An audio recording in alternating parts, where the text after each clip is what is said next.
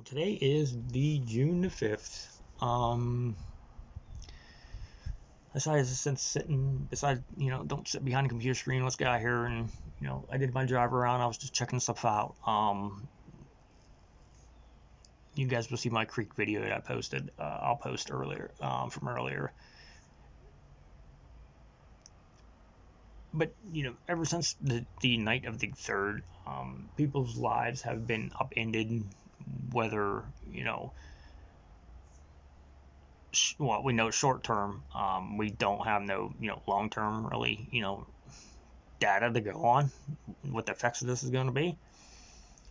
People had to leave their houses in the middle of the night because I know I was driving down the streets and, I've seen people, with a suitcase, getting in a car, trying to jam their animals in there. Some people had to leave their animals behind. Just the sheer way this has impacted a lot of people, and it still continues to impact people. Unfortunately, health wise, people chose not to come back. They haven't moved. We got businesses that are closing, but it's being looked at like, oh well, we'll just get on with life and not worry about it. This village has laid under the cash cow, and they're sucking on its teat, and they're just raking in all that money, for this, for that. Norfolk Southern's name is on everything that goes on in this town right now. It's sickening, but they know if they throw enough money at a small village, that maybe the problem will be forgotten, go away. I think people in this village, necessarily who's in charge, need to get out from under the cash cow and start thinking about residents, or at least long-term effects from this. I think they're relying on EPA, and I will say this: it is in my opinion that the EPA is corrupt as hell. Any government agency is corrupt as hell. You have independent testers. Like Professor Welton. His background, he's done so many things with these fires and stuff. I mean, his background is just amazing, and I don't understand. Well, I understand why he's not being consulted, for the simple fact, if East Palestine would say, okay, well, we're going to bring in Professor Welton, and we're going to come up with a plan, or see what he has for a plan to see about cleaning this up the correct way. But as soon as that happens, the money stops, and unfortunately, people see the money and they just troll, and they don't do the right thing.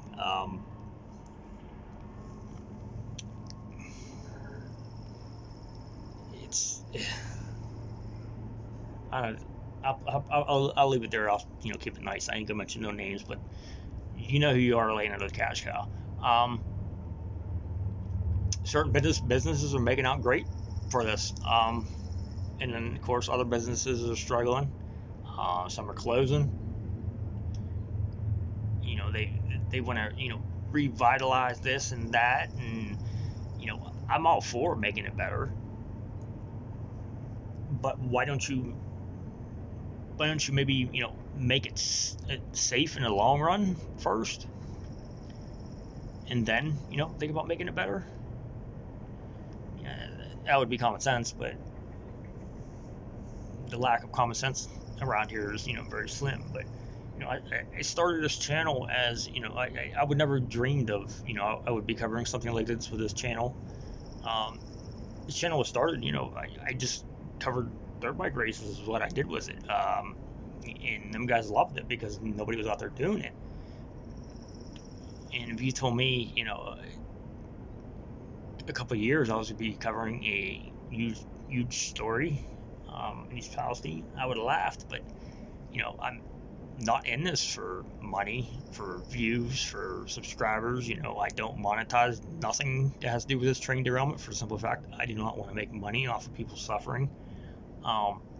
My whole goal for this is to bring the truth out, show the stuff that the mainstream media won't show.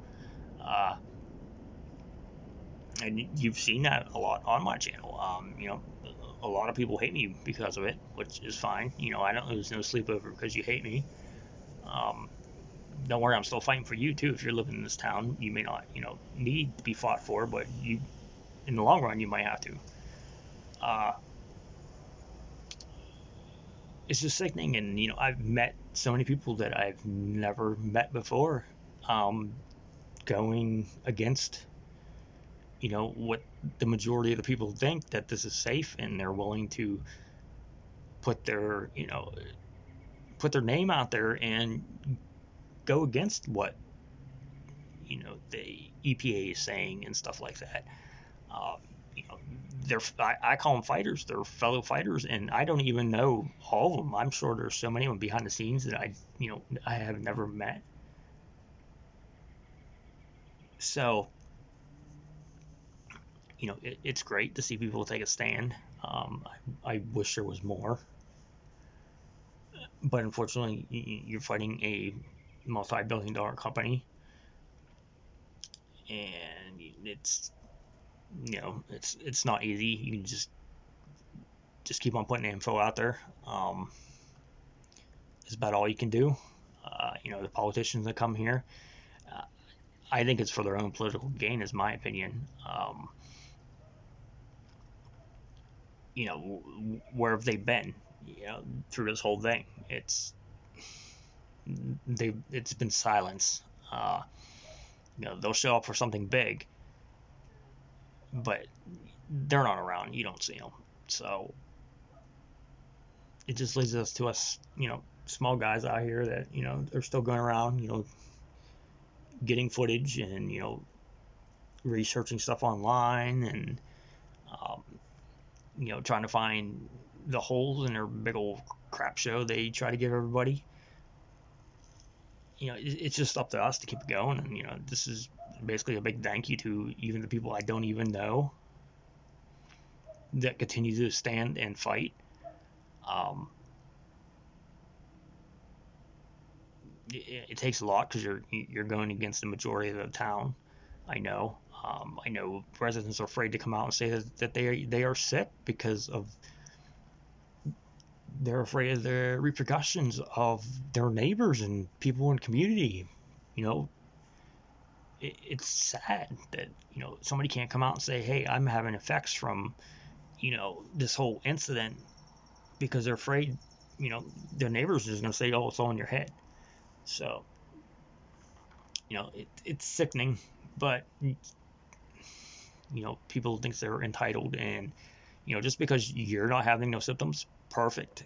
I'm glad you are perfectly fine, but you cannot downplay the symptoms and the problems other people are having just because you are not having any, and you just want your normal lifestyle back. uh, Normal lifestyle went away on February 3rd. I hate to tell that to you, but there's a lot of stuff that has been come out since then. So, all right, I just wanted to do this quick video. Just basically a thank you to all the fighters out there that are still continuing to, keep this going. Keep this, not because if it was up to mainstream media, this would be buried. They're only here on big events now, so they would have buried it. And you look at the majority owner of mainstream media is BlackRock, just like they own most of Norfolk Southern. So you can kind of see how they don't want stuff getting out, and they keep quiet over it. Well, I don't keep quiet over it. I will continue to dig. I will continue to push my boundaries. Some of you don't like that I do that, but I know how far to push my boundaries. Because if you wait for the story to come to you, it's not going to come to you. You're going to have to go to it. You know, it's just the way it is, especially when you're trying to, expose, we'll call it corruption, maybe cover up. So, that's just what happens. Anyways, it's getting dark out. The police gonna come by. You gotta get out of here.